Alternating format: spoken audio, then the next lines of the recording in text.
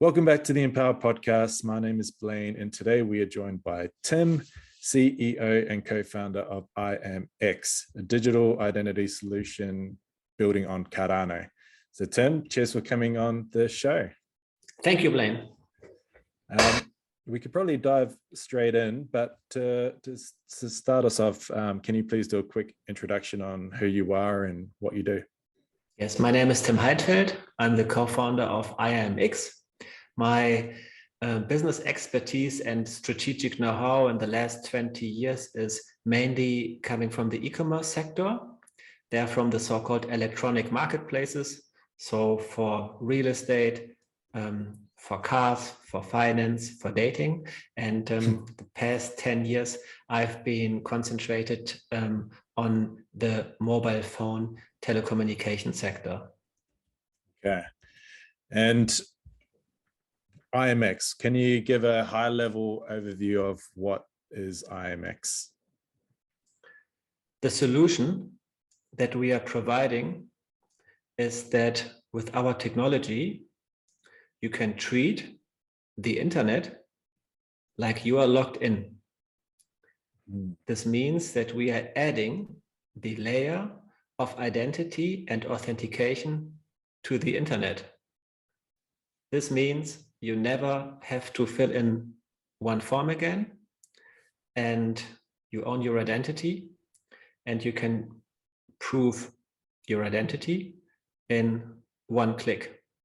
You really have to imagine a situation that you go to various websites and you can just, for example, if you want to purchase something, do this in one click without form filling and without doing a know your customer process. So this is the key solution. Our solution is you are treating the internet like you are logged in.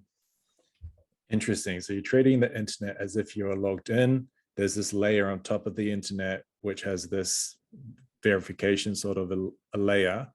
But why do we need this layer in the first place? Can you maybe touch on some of the problems that you're looking to address? And then, yeah, maybe we can dive into some specific solutions to those problems. Yes, maybe we take a little helicopter view. Okay. And we look back at the development of the past maybe 40 years. Before Web 1, there was something called BTX, Bildschirmtext. This was like the first form of, peers to interact via each other. Web 1 was like the age of Netscape, and the main function there was to read content that is on the internet, and the internet is not built with a layer of identity and authentication. Web 2 is the age of Facebook and YouTube, and besides reading, it added writing, because all the content is basically user created. So what is Web 3? Maybe we have all read it in the newspapers. It's a very famous buzzword. Web 3 is adding the layer of identity and authentication to the internet. This makes it possible to do one-click fulfillment. This is the main differentiator. Why do we need this? I don't know how often, Blaine, you have typed in your name into various forms, also today. And natural persons, customers like you and me, they spend a total of 400 days in their life, 400 days each 24 hours, filling in forms and doing know your customer processes. And you can do, so much more valuable things in this time. The solution that we are providing brings the big benefit to the customer that you save this time and you kind of interact with various partners in a convenient way. And because the partners also save money, you also save not only time, but also money with the goods that you purchase because of the reduced costs that we enable with those partners. Interesting. So just to maybe dive into that one a bit more. So 400 days of your life, you fill in forms and do KYC. That, first of all, is a pretty crazy statistic, and it makes you kind of want to question all your life decisions if we're spending that much time filling in KYC. So if we can do a one-click sort of a solution, we save time. And if there is a platform which is doing the KYC, because the user is saving time, they can drop their fees, which would then be those savings would be passed on to the user as well. Is that what no? Let's say we look at a standard e-commerce company, and this is maybe one of today the biggest markets regarding revenues in the world, and they have two cost areas. The lower cost area, the more easy to understand, is what are the costs for a know your customer process. And if I take an example from Europe, and I look, for example, as continuous obligations or banking products, and it needs to be in a very diligent manner, the costs amount to about $10 or 10 euros. This is not something that the customer pays. This is something that the verifier pays. And this is, for example, the so-called post-ident or video ident, where real persons are involved. So with our technology, you save $10 for every customer that you onboard. And this is money saver number one for every verifier that needs know your customer processes. Cost area number two is, if you have an e-commerce website, the question is always, where do you get the traffic from? And then you learn, okay, traffic and visits, they cost money. And the average price amounts to $1.50 per visit. And the average conversion rate in e-commerce is about 2%. 2% means that you need 50 visitors for one sale. 50 times 150 is, so you have 75 euros of customer acquisition costs. And if you then look at the website, you see the product, then you come to a form, you type in Blaine again, and then you do your customer process. And on this way, you need so many customers to enter the funnel from the top, because not everybody completes, because they don't have so much data right now to fill in. Maybe they do not have their passport. And so the solution that we have has an effect on the conversion rate of 2.5. This means an increase from 2 to 5%. This means you do not need 50 visitors anymore, but 20. 20 times 150 is 30 euros. So you save 45 euros compared to the 75 euros that you had before. And this, combined with saving on the know your customer process, is that you save 55 euros per transaction. This is massive. And let's say you as an e-commerce company say, okay, I would like to give 50% of this back to the customers. So I have a benefit regarding my competitors in mass onboarding new clients. I can do this without that my margin decreases. It's still higher because our simple solution has saved so much money. Interesting. So from the business perspective, so a business that needs to go through the process of KYC, they would save money on identity solution like IAMX, where they don't have to do, you said it's, I can't remember the numbers, but that's a cheaper process. Yes, because it's a reusable know your customer process. And the second one is reusable form filling. And this increases the conversion rate. And then you need less visitors to purchase for one sale. And this is even the higher savings. And then the verifier can say, okay, therefore I can reduce the price for my products, for my services, for my whatever, to the customers that onboard via IAMX identity. Yes, I see. And that's where the user savings come into play as a byproduct of that. Okay, gotcha. Yes, correct. Gotcha. Okay, so those are some of the problems that you're solving. Could we maybe explore some of the specific use cases for this? So implementing this sort of a technology. I know, like, we're obviously in the crypto space, in the Cardano space. I know an NFT recently, I forget the name of the actual project. I think it's Teddy Troops. Mm-hmm. They implemented your sort of a technology. So that's one interesting use case. What are some use cases for this, maybe now, and then also like in the mid to long term as well? Mm-hmm. I think the biggest benefit is being derived from providing a technology that makes it possible for the customer, for the holder, that he can treat the internet like he is logged in. And this then results in the benefits that I just mentioned. This means that basically every e-commerce transaction will change how it is done now, because form filling and know your customer process are not needed. So the use cases there are all the business cases that are in Web 2 right now will be simplified by our technology. Number two is, if we are able to deliver identity in the control of the holder, it is also possible to connect not only you as a natural person and not only companies to the internet, but also assets. What does it mean to connect an asset to the internet? How can we imagine this? Let's say there would be a solution, if you have a real estate, to take, for example, the real estate, because it has such a value.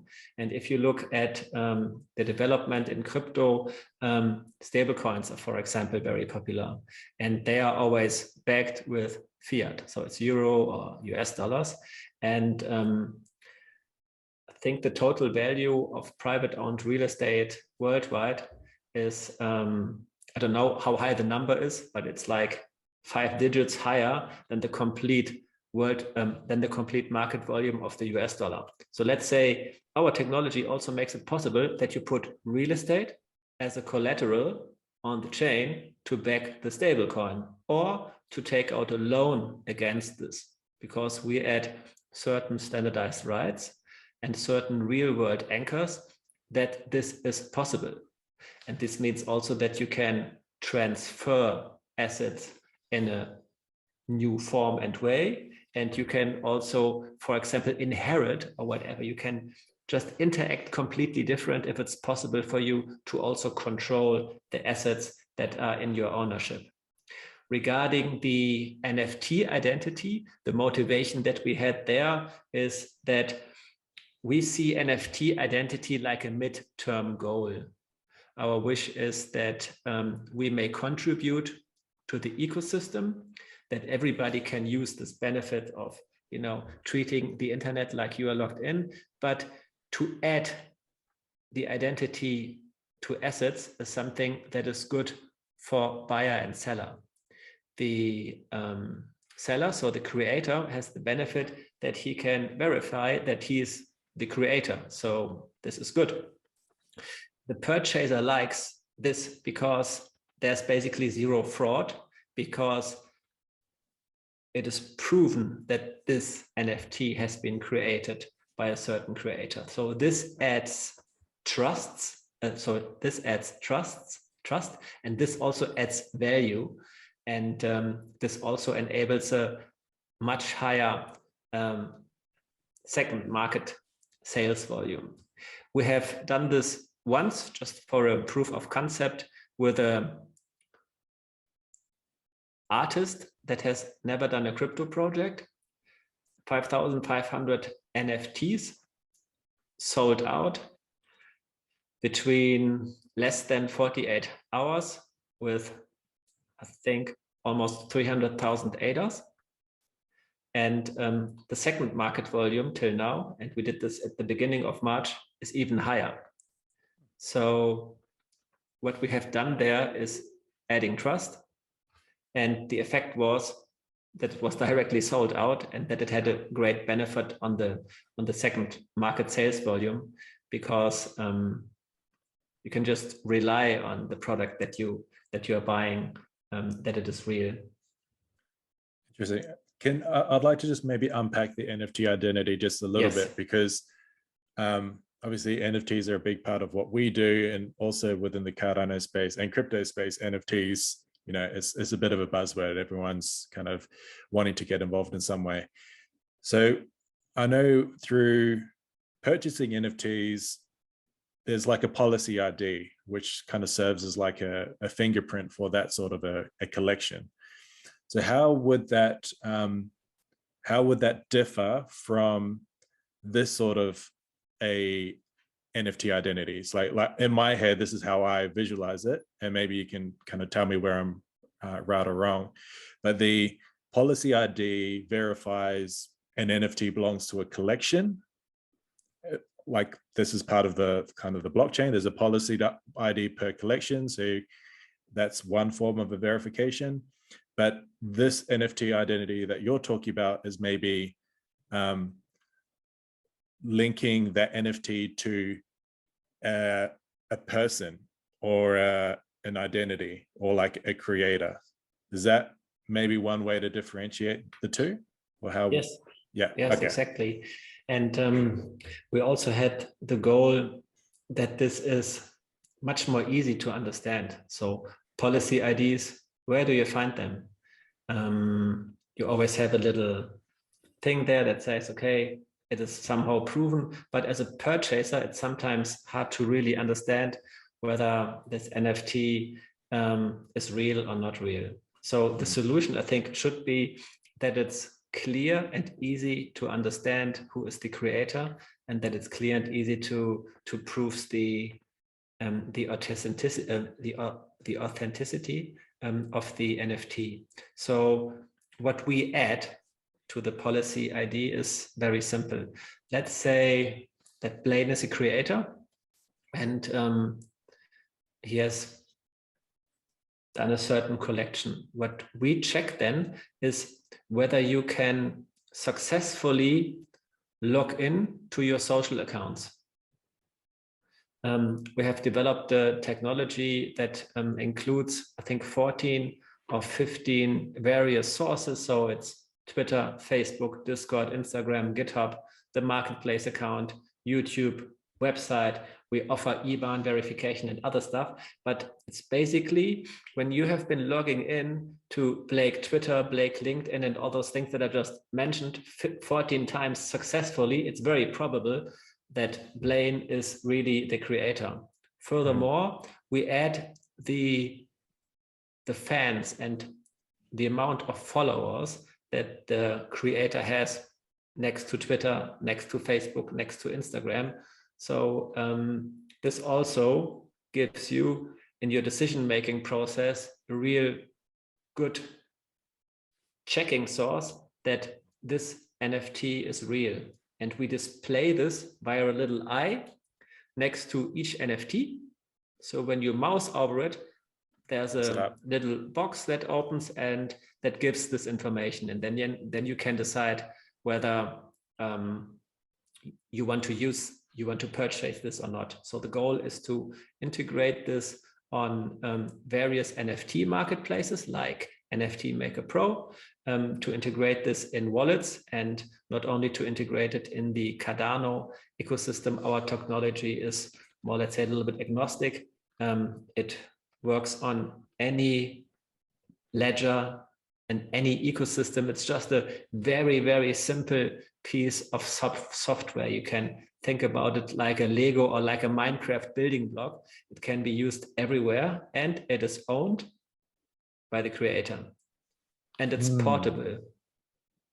Okay, so it's okay, I think that's a good explanation of those differences. And I think for those that are interested about this part in particular, there's an interesting graphic on your deck on your website, on your IAMX deck, which visualizes this bit where you hover over and what pops up.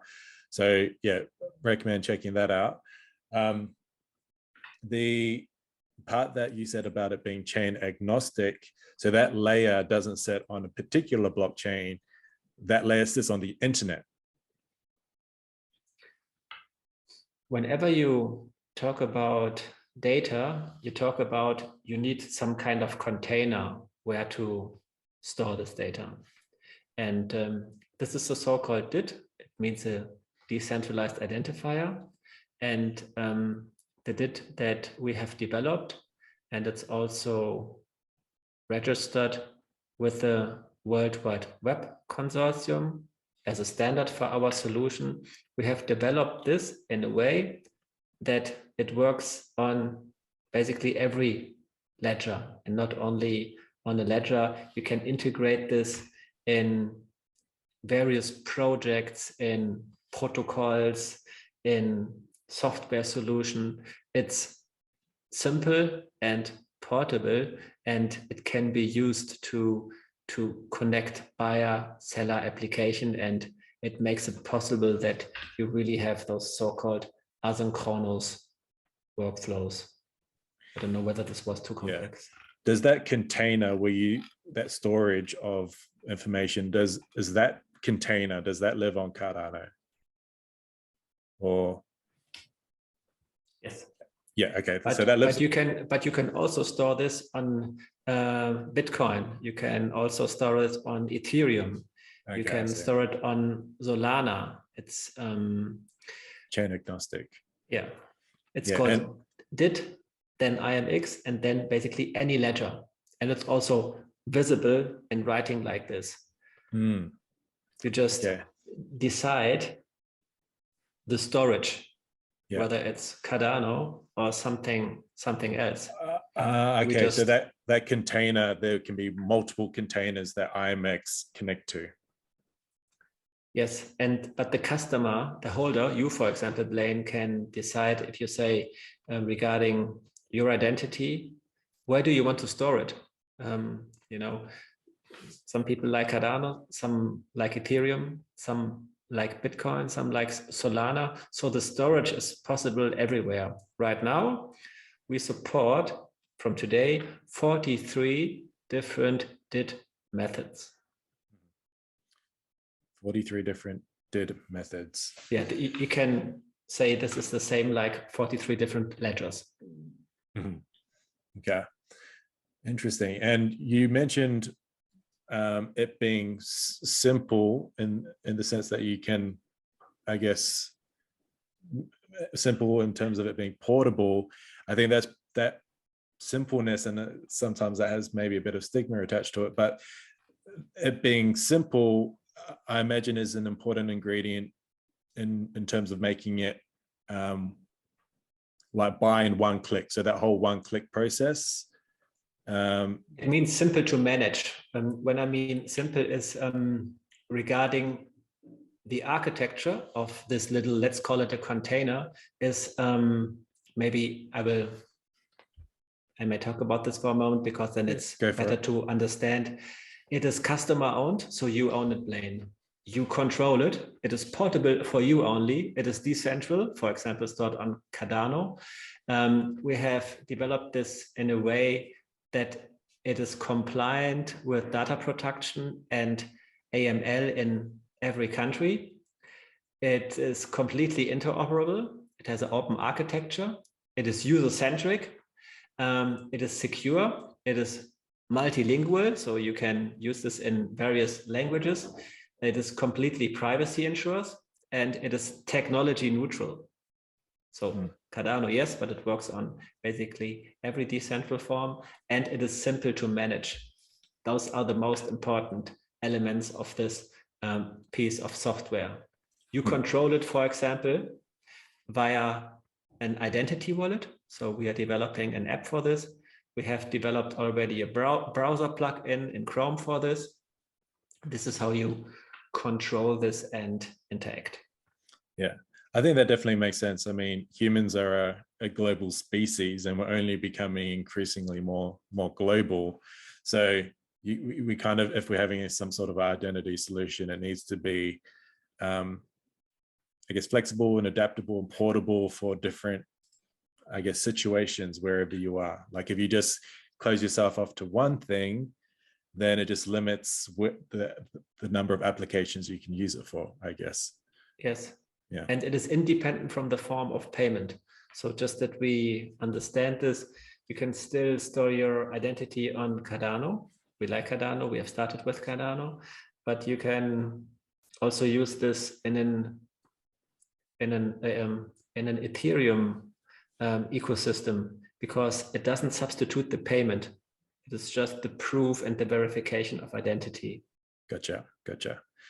Okay, I think I've wrapped my head around it a little bit more. What about the roadmap? So what does the roadmap look like for you guys? We are a very young company. We have been founded in November 2021 regarding the legal entity that we have set up in Switzerland. In the same month, in November 2021, we have delivered our first proof of work with a German mobile telecommunication provider. Proof of work means that we just talked about this one-click fulfillment. That was one click. 3 days later, you have the SIM card in your post in your house. No form filling, no know your customer process again. And we have done this live. So this was our proof of work in November. In December, we have filed intellectual property regarding our verifiable credential set containers, because they are GDPR conform and they are basically accepted by most of the verifiers. Some states require certain catalog checks where you need to apply first, but from the technology it works. In January, we have completed building 10 biometric identity terminals. Each is 3 meters high, and they serve as a interface between physical world and digital world, and they provide biometric identity, and they also say goodbye to passwords. So no more keyword phrases and stuff. In March this month, we have been registered as a DID method in the World Wide Web Consortium. And also in this month, we have put NFT identity live with the first project. And right now we are implementing this on certain Cardano projects, but also on projects on other ledgers. The goal that we have for the first half year regarding 2022 is to deliver NFT identity to more NFT marketplaces, to more wallets, and also to more ledgers. And for the second half of 2022, we plan to onboard the first 2 out of 49 telecommunication partners regarding their clients, because they have pre-authenticated data, and they will have the benefit to directly use this.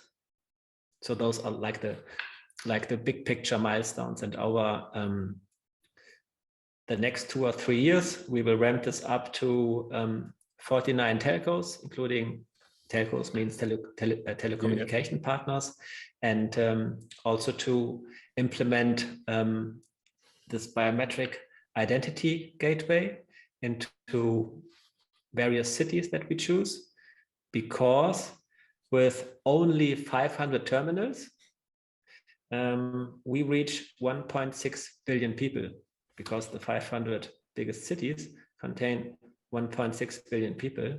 And this also drives a benefit there to be completely independent of the issuer to put the identity on the chain, because you have a hardware solution where you can go to, and it is 100% free for you and me, for the customer.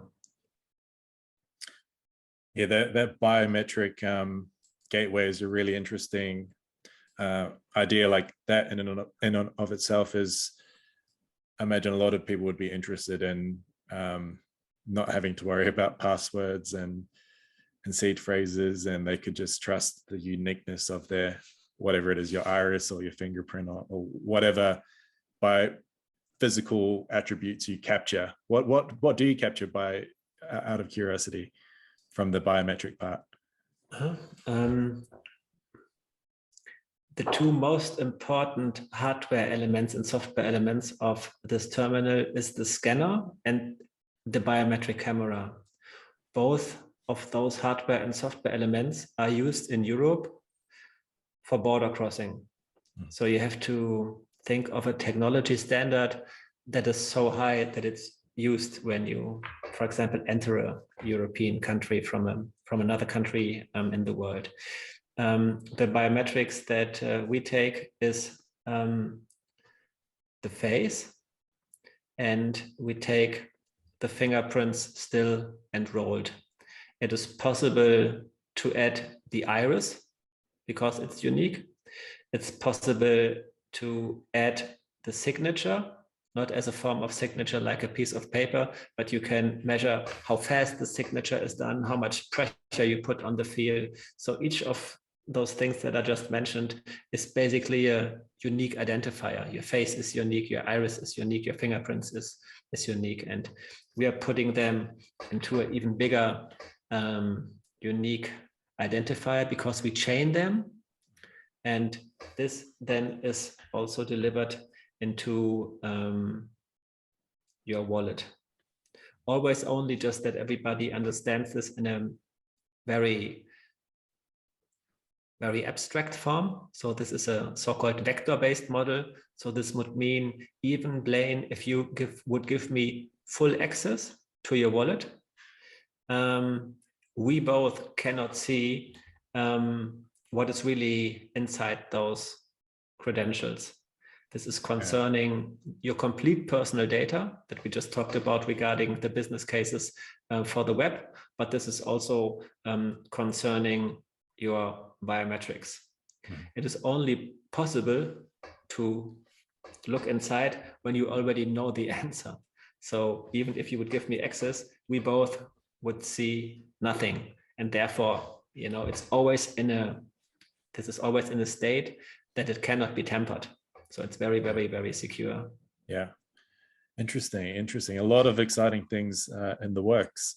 How, for those that want to learn more about what you guys do and also support, I know you have an ISBO, maybe you can talk about that, but how can people connect with you guys and support your project? If you want to partner with us, the best thing is to send an email, partner@imx.id. This is regarding business partnerships or building an ecosystem together or integrating our identity solution into your ecosystem. So it works. We are happy to do this. All the other forms is on our website, imx.id. If you scroll down there we have all the information regarding email, Twitter, Discord, GitHub. We have a list of the pools. We have a delegation center. So there are various forms to get in contact with IAMX. Mm-hmm. Okay, so we can add any of those links in the podcast description as well, yes, so people can easily connect. I think we're nearing the end of the podcast. There's one more question I'd like to ask you. It's kind of like a futuristic kind of a question, but yeah, really, really interesting talking about this sort of stuff, because with Empower, obviously identity solutions would be something that would be looking to integrate in the future at some point. So I think part of this podcast is just having conversations with people that are kind of working in these different areas that would like to also have exposure to in the future, and just kind of learning. It's kind of like an educational resource. So it's been a really interesting conversation. But for the final question, what excites you the most about the future of decentralized digital identity? I think we have to go back to really understand what digital identity is. And then I think we come to the point that it's probably like a human right, or a human right on identity. And that this is something that you should own and control. And our technology contribution makes exactly this possible. You own your identity with IAMX, nobody else. I love it. I think that's a very succinct answer. Because I think it's this, I think of it in the same sort of a way, like it's a human right. Yes. And I think that makes sense, but I think we've been so conditioned for it to kind of be out of our control that we've almost just acclimatized to it, kind of not being a given or not being the default. But with blockchain, we now have a technology where it can become a default. It can become more of something that all humans have access to, because they should anyway. You know, it should be a human right. So yes, and especially for your business model, you've said that you're starting in Africa. Right now there are 7.9, almost 8 billion people in the world. And regarding a statistic of the World Bank, 1.4 billion have no national ID. And if you have no national ID that you can prove, it's very hard to get a bank account, to get a mobile phone contract. And 240 million are children who have no proof, like a birth certificate. And also there, our solution contributes on providing a form of identity that can be used, and this will make, hopefully, the lives of the people better.